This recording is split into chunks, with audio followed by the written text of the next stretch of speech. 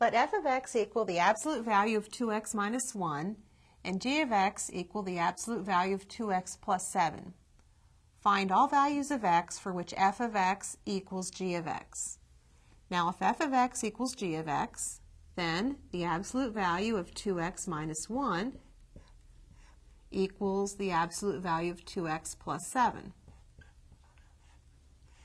Now when we have the absolute value of one expression equal to the absolute value of the other expression, we can think either the expressions are equal or the expressions are opposites. If the expressions are equal, then we would have 2x minus 1 equals 2x plus 7.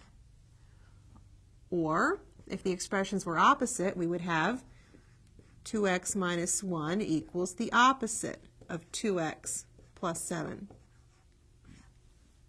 Let's solve these separately. Here we subtract 2x from both sides and we get negative 1 equals 7. Oh, that's a false statement. That's true for no values of x. We'll ever make that true. So there's no solution on this side of the compound inequality, or the compound equation here. So let's try this.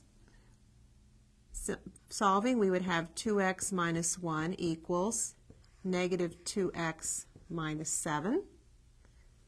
Now let's add 1 to both sides, and we would have 2x equals negative 2x minus 6.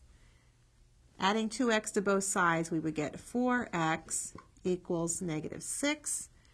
And dividing both sides by 4, we have x equals negative 6/4, or negative 3/2.